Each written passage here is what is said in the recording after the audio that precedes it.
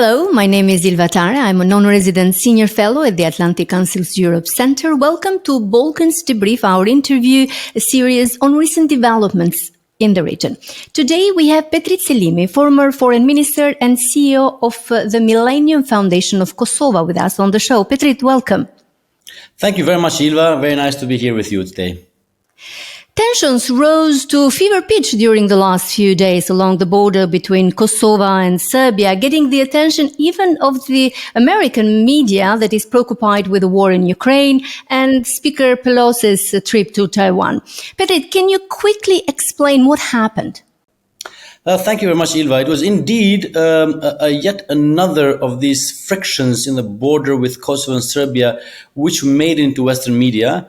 Western media obviously are now fully focused on the war in Ukraine. And because there have been a number of articles and concerns in Europe and US that there may be a spillover effect, that there may be issues or even deliberate actions by Russia and its proxy power or proxy state, Serbia, that may inflame somehow Balkans and create another front in Balkans, that this crisis was very significant. As it happens, it was much ado about nothing in some respects. A crisis started over ID cards and issues of reciprocity. Kosovo has asked from Serbia and Serbian citizens to fulfill the same type of forms that Kosovar citizens must fulfill when they enter Serbia. Kosovo also annulled the license plates of Kosovo cities, which were published by Serbia for years now, illegally. So this somewhat obscure spat over license plates and ID cards became quite a big issue as a deadline for these measures loomed. Serbia, and unfortunately Serbian media, which tend to be rather nationalistic and inflammatory, started publishing already a number of headlines before the measures took place about the hunting of Serbs, the impending catastrophe, issues very much in line with a narrative that is used in Belgrade of imminent danger to the Serbian community. And that, in the end, brought people in the streets. Unfortunately, Serbian militants in north of Kosovo are controlled by Belgrade, so there were a lot of blockades and barricades. That in turn brought NATO forces in the border, as well as Kosovo police. There was shooting in the evening. But with the intervention of EU and US ambassadors specifically, Kosovo postponed these measures for a month, and in a way, the tension subsided. There was more tension on social media and Twitter than in the actual ground, though, of course, again, they were shooting, and there was a vocal reminder that chapters in Balkans are still open, that Kosovo and Serbia issue is still open, and that details and issues unresolved, even if they sound very small, like on license plates for car registrations, may still be inflamed and may explode into a all-out conflict. Petrit, yes, indeed, the situation in northern part of Kosovo and Mitrovica has always been tense and mostly controlled by parts of Serb groups and militants. But was this situation in particular avoidable? Should have Pristina applied the reciprocity or continued with the dialogue? Well, it's a good question. Dialogue has been going on for years now, over 10 years. The first agreement on normalization was signed in 2011 by former President, then Prime Minister Thaci, actually.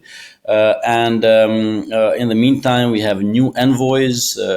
Several U.S. administration changed, 4 or 5 Kosovo government. The only person who hasn't changed actually since then is Vucic, and that is not a good sign for Serbia. But still, it is to be noted that we have somehow reached some sort of deadlock, dead end with this shuttle diplomacy, which is promulgated and supported, facilitated by EU, strongly supported by US, because there is no progress. Frankly, for years now, we are still talking about license plates. We are still talking about car registrations. We are still talking about marginal issues instead of going to the heart of the problem, which is the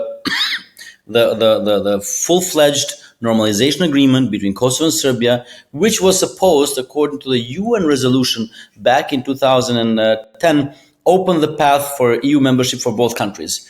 This hasn't happened yet. We still have belligerent policy in Belgrade towards Kosovo. We still have Kosovo, which is rather isolated in terms of multilateral diplomacy. We cannot approach Council of Europe. We cannot approach even NATO because there are a number of EU countries that don't recognize Kosovo. So unfortunately, Kosovo really has very limited tools at disposal to ensure equality with Serbia, but also to ensure sovereignty and sovereign rights within its territory. Reciprocity is not something that is a new word. Indeed, the U.S. ambassador today confirmed that the measures that were taken by Kosovo in this case, were in line with the Brussels agreements from the past. What happened next? What will happen, in your view? Good question. Nobody knows. In terms of this immediate crisis, it was averted but postponed. So we have a month that was allowed by the Kosovo government, Kosovo president, leadership, in agreement with U.S. ambassador and apparently also EU chief of foreign policy, Borrell.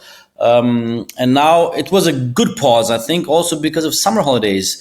There have been thousands of tourists which were stranded at the border, unable to enter Kosovo, and Kosovo has about 30% of its population in diaspora. They come in big numbers from Switzerland and Germany. So across Balkans, there are hours and hours of queues of people as they try to move in and out from Macedonia to Serbia, from Serbia to Greece, from Kosovo to Serbia, and onwards North Europe.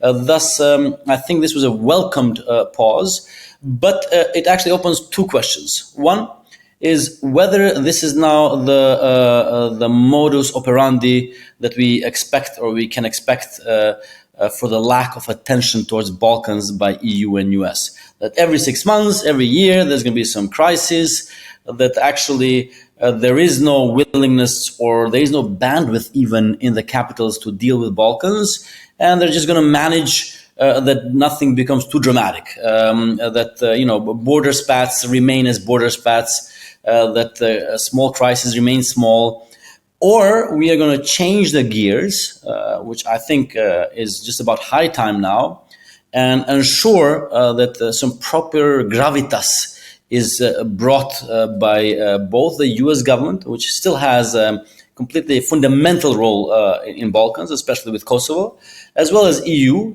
to ensure that the two sides come to an agreement. It may not be final agreement, because for that, I think EU has to be quite open to promise EU membership, not only perspective, but actually membership date to both countries. But at least for us to close chapters which are open now with some sort of a wider ranging peace deal on normalization. I do hope that the second will be chosen rather than the first one. As you mentioned, EU Foreign Policy Chief Borrell has invited both Vucic and Kurti for a meeting to continue the dialogue. Is there any hope for negotiations to continue and reach a breakthrough?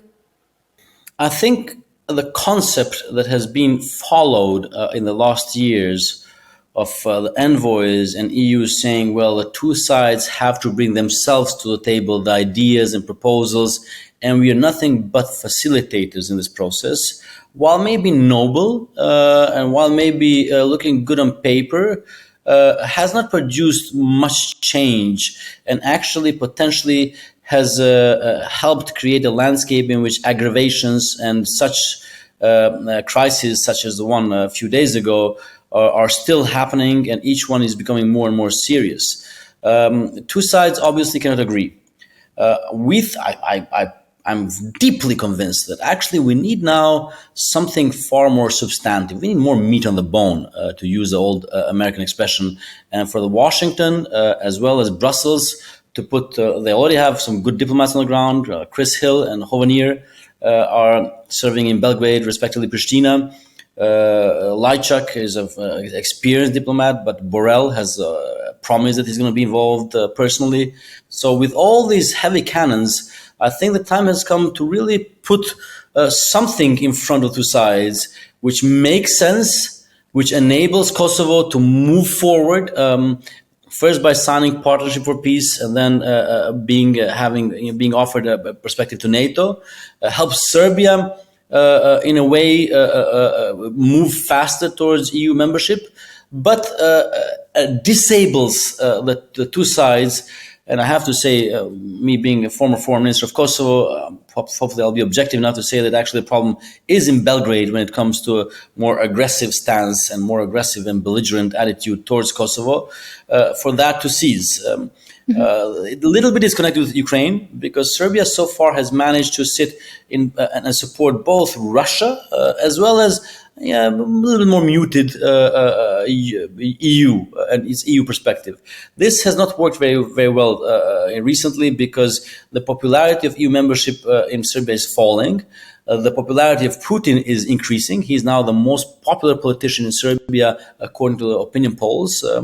And it's clear that both West and ironically, even Lukashenko today asked from Serbia to finally choose sides and choose the chairs, because there was a recent news just a few hours ago. Belarus wants Serbia to finally stop sitting in few chairs. So I think both sides in this antagonistic climate of Russian occupation of Ukraine need Serbia to stop becoming a potential platform for Russian extension of aggression, extension of sinister influence, extension of ability to use intelligence services, media in a fertile soil of Balkans to promulgate and create type of problems that will shift the attention from Ukraine to elsewhere in Europe.